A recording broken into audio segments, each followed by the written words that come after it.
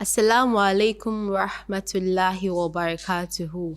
Dear viewers and listeners, welcome to another episode of the Review Digest. In this program, we discuss the monthly edition of the Review of Religions magazine. And in today's program, we'll be discussing the November 2024 edition, and it comes in the topic Empowerment Through Modesty, How Muslim Women Can Save the World.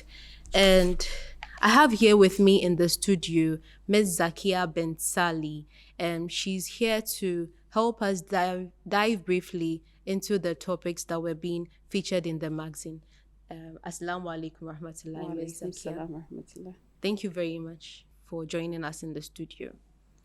Now, before we start our discussion, we'd like to take an extract from the writings of the promised Messiah alayhi salam to wasalam under the topic righteousness. Righteousness.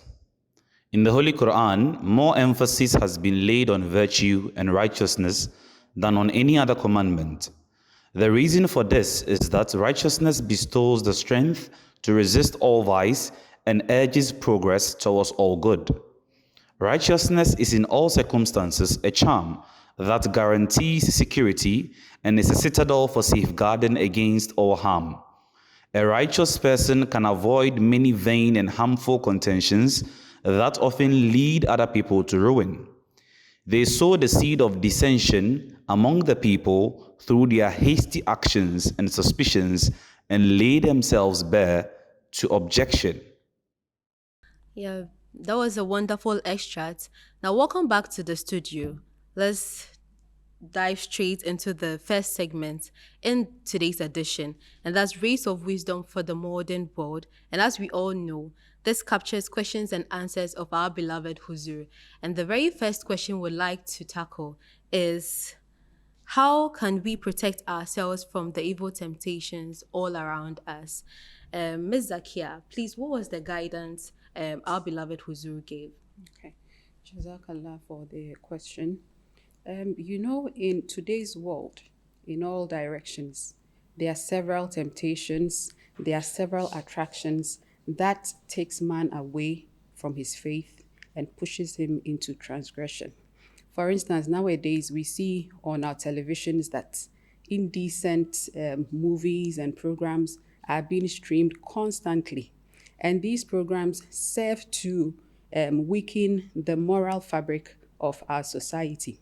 Even with social media, nowadays, all the posts on social media are things that pushes us towards immorality. So Huzur has said in his guidance in referral to this issue that we should stay away from all these bad things when we come across them. And so in essence, Huzur is saying here that in order to do this, we need to understand what our ethical principles as Muslims and as Ahmadi Muslims as such, what they are.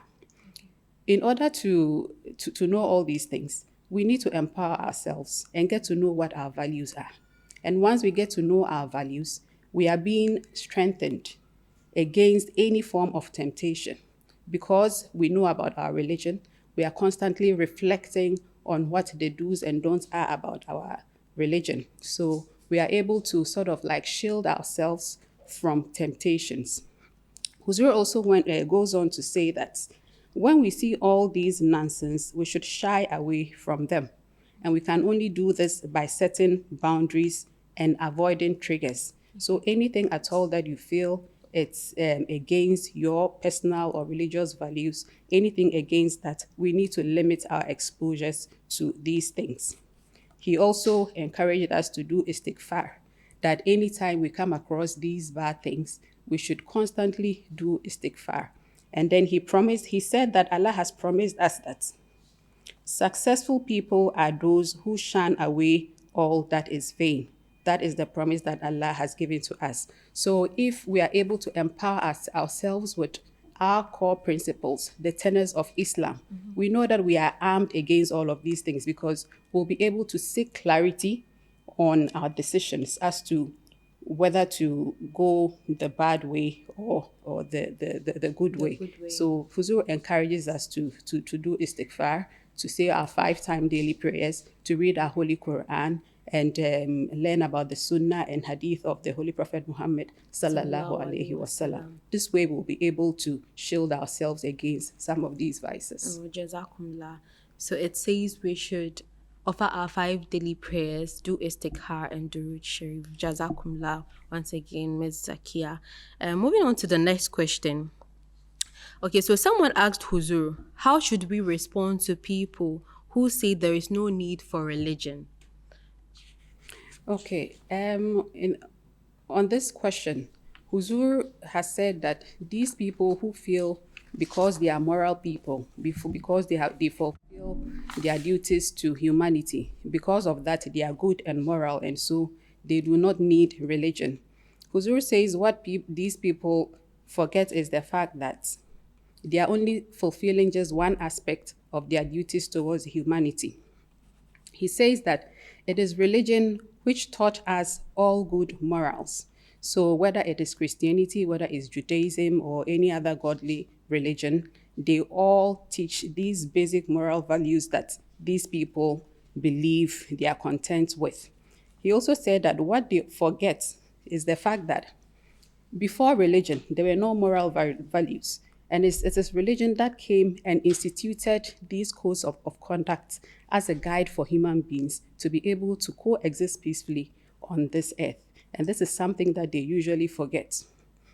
And what Huzur mentioned in his answer to this question again was the fact that when they ask these questions, we should tell them that we as Muslims, we believe that apart from our religious duty towards humanity, we also have a duty towards God, Allah subhanahu wa ta'ala. And that in fulfilling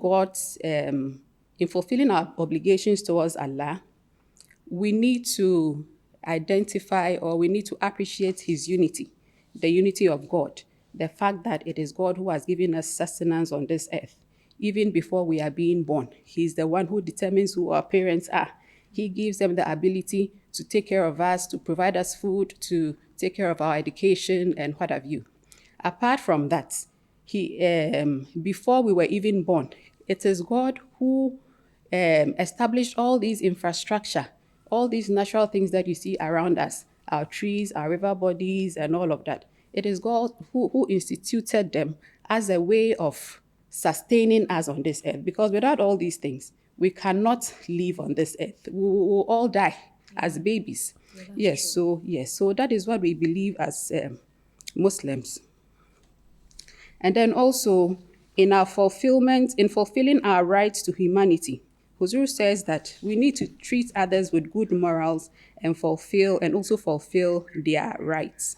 So I learned Huzu also said that we shouldn't judge those people who say they don't see any need in religion. Yes. But we should rather advise them. We should advise them. And he also mentioned, sorry, not to cut, he also mentioned that he is not going to judge these people for not believing in Allah. He's not going to judge them. He's only going to reward them for their duties towards humanity.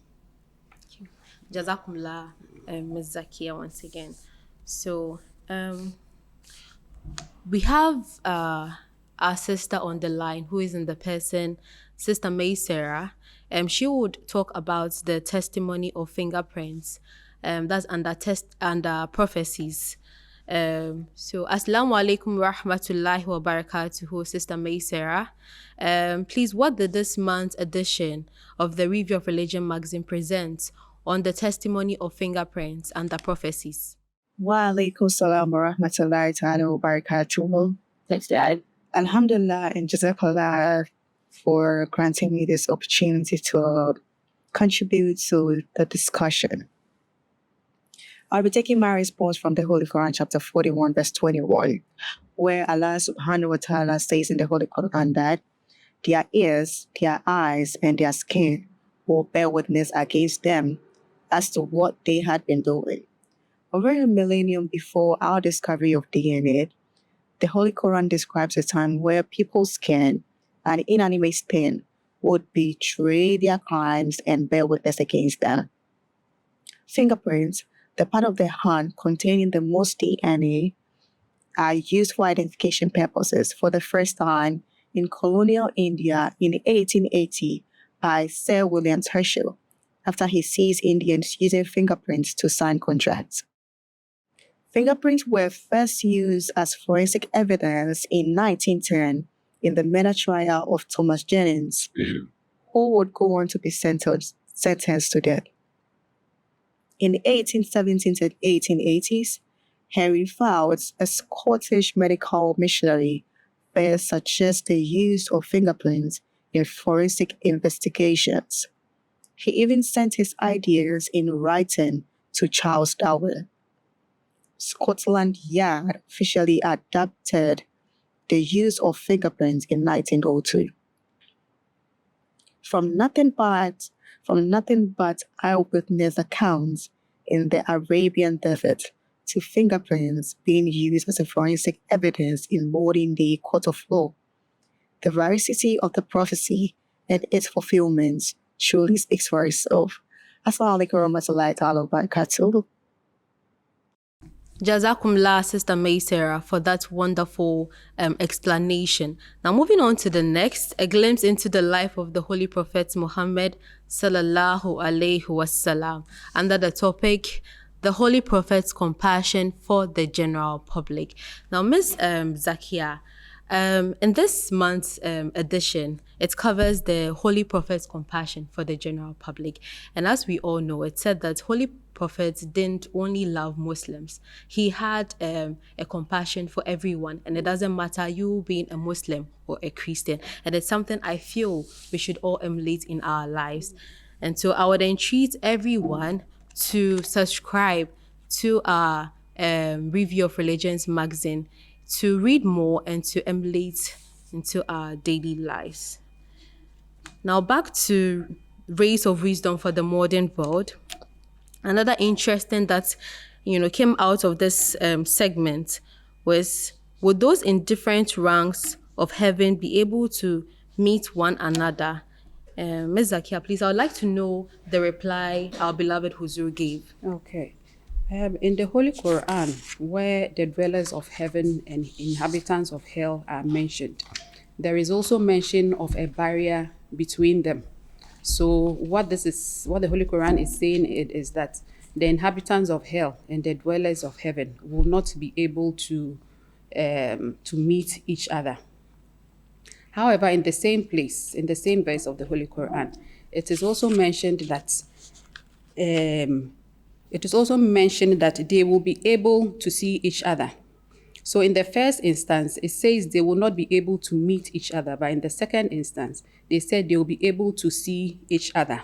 So the apparent reason of this being that upon seeing those in hell, the heaven dwellers would be grateful for the favor that Allah has given them, for giving them the opportunity to be in heaven, for protecting them and guiding their steps such that they are in heaven and enjoying or being heirs of the bounties of paradise.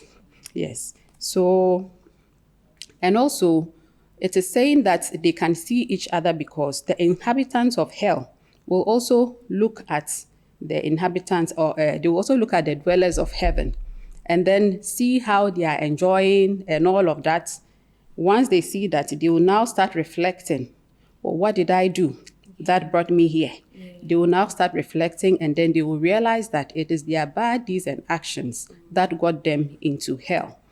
In another place, Huzur has taught us that those who are, however, in different ranks in heaven, these group of people are in heaven, but they are different ranks in heaven because, the Holy Quran describes the different levels or ranks in heaven. Mm-hmm. There is no mention of these people not meeting each other. It only says that both of them will be able to meet each other. Okay. Allah has said in the Holy Quran that those who believe and whose progeny also follow them in faith, He will unite their progeny with them in the highest stations of paradise, and He will not reduce anything from the rewards of their forefathers' deeds. He is referring to those in different ranks in heaven. And then in another place in the Holy Quran, Allah mentions that they will have therein what they wish for. That is the dwellers of heaven. And in 39 verse 35 of the Holy Quran, Allah says, they will have with their Lord what they desire. So therefore, if heaven dwellers wish to meet or desire to see each other, Allah has given them that permission, and He's making us aware that once you do good deeds and then you are in heaven, you would have the opportunity to meet your forefathers, your parents, your brothers, your sisters who were dead and gone. So in essence, this is how Huzur explained briefly this question. Okay. And Jazakumullah, Ms. Zakia, that was a wonderful explanation. And from what you said, or from the verses, it is evident that the people in different ranks of paradise, I mean, if they wish to meet one another, Allah would make it happen. Okay, so Jazakumullah once again. So another question that was captured in this edition is Islam meant to spread? Is Islam meant to be spread by force? You know, in this part of in the current world we are in, some members of the Ummah, the Muslim Ummah, they compel people to join Islam or to practice Islam, which, I mean, we all know that religion, there is no compulsion in religion. So I would like to know the guidance our beloved Huzur gave on this question. Okay. You know, it would interest those who make these allegations to know that, you know, Muslims had to endure, for more than 13 years, they had to endure persecutions from the idol worshippers, from the Meccans, without even retaliating one bit for more than 13 years, until they had the permission to pick up arms to defend and fight for themselves. See, so even from this narration alone, I mean, I don't see any reason why anyone would think that Islam gives permission to its followers to spread or coerce people into accepting their faith. So Huzur has given us a chapter from the Holy Quran, which is the Holy Quran chapter 10 verse 11. And here he specifically says that if thy Lord, that is he, if thy Lord had enforced his will, surely all who are on the earth would have believed together. You get that? If he had wished, if he wanted, he would have made the whole world, I mean, followers of Islam. But he didn't, because he determined that human beings would have free will. And that is a favor that God has given to human beings, because he has given us free will. In the Holy Quran, it is said that he's made, there's no compulsion in religion, and he's made right distinct from wrong. So we have the will to do that. So Huzur, in answering this question, says that if Allah did not compel mankind, if he's not compelling mankind at all to accept Islam, then it was impossible for the Holy Prophet Muhammad sallallahu alaihi wasallam or any of his companions of followers to use force to compel mankind. You get that? Yeah. Uh-huh. So and that's and that to violate the principles of freedom of belief is not that of Islam. Islam doesn't condone that. And this he backed with the Holy Quran chapter 18 verse 30, which says that, and it is the truth from your Lord. Wherefore, let him who will believe, and let him who will disbelieve. Jazakumullah once again, Ms. Zakia, for that wonderful explanation. And from what you said, there is no compulsion in religion. Now, viewers, as you've been listening to us so far, if you would like to know more of these explanations given, I would entreat you all to subscribe and get an in-depth explanation of these questions. So there was this article that was featured in the magazine It was addressed by the fifth Khalifa Hazrat Mirza Masroor Ahmed on the 28th September 2024 at the Lejna Ima-Ila UK National Ijtima, titled Becoming Exemplars of Morality and Truth. Ms. Zakia, can you please give us a brief explanation of this article? Okay. In his address, I think this address was on the 5th. This address was to Lajna members, right? Yes, Lejna Ima. Yes. So with this address, Huzur admonished Lajna members that the primary objective of Ijtima is to enhance spiritual, moral, and religious growth of Lajna and Nasirat. And so this includes fostering religious knowledge. You know, when we go for conferences, Ijtimas, we have quizzes, we have other activities that foster religious knowledge. He says that we tend to improve our physical and mental well-being, of course, through sports and other activities. And he's also encouraging participants to embody the qualities of a true believing woman, who is the mu'mina. So he went on to mention that in today's world where materialism is rampant everywhere, it is very challenging as women and as mothers to protect themselves and their future generations from the pursuit of worldly desires. So he advised that as Ahmadi women, you know, we play a vital role in shaping the dynamics of our families, you know, and we are being encouraged to foster morality and righteousness in our homes. So if we as women, if we do not empower ourselves with the knowledge of Allah, if we do not strengthen our relationship and with Allah and develop our values, our religious values and ethics, it would be very difficult as women to transmit these values onto the next generation. So Huzur stressed on this point. So he encouraged Lajna members to cultivate a deep bond with Allah and inspire society towards spirituality and moral integrity. He also stressed on one very important point which has to do with modesty. He encouraged us as women, as Muslim women, to set boundaries. And we can do this first and foremost with the observance of the hijab, because the hijab is a cover. It protects us from a whole lot of vices. Yeah, Jazakumullah, Auntie Zakia.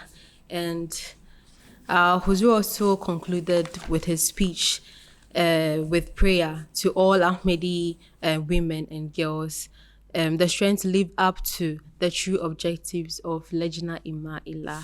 Jazakumullah once again. Okay, so Ms. Zakia, please, I would like you to shed more light on a spiritual and moral transformation of Ahmadi Muslim youth.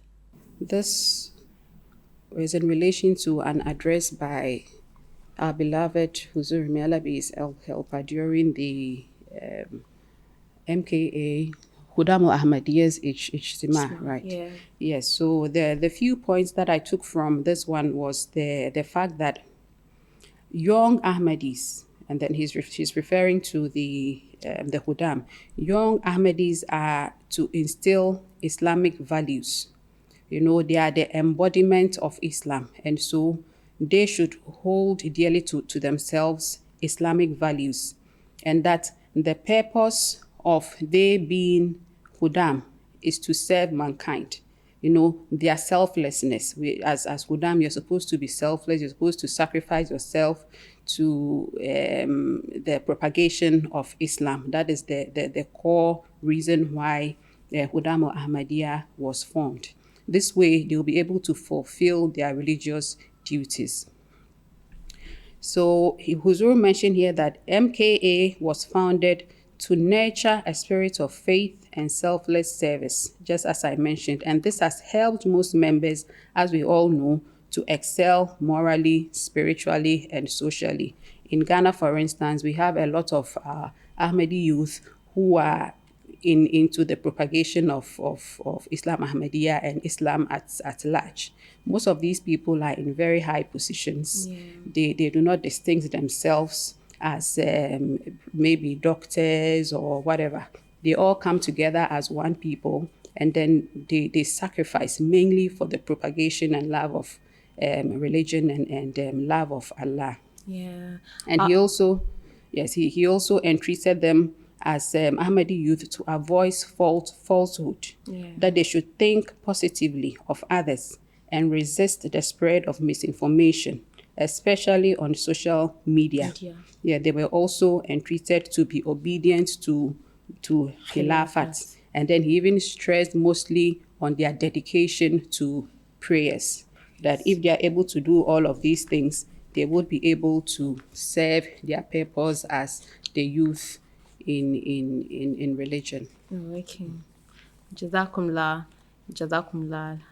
So the Khalifa also reminded members that their purpose transcends words and is rooted in sincere action and devotion to Allah. And he concluded with a prayer for members to elevate their worship, live truthfully, and lead with high morals in every aspect of their lives.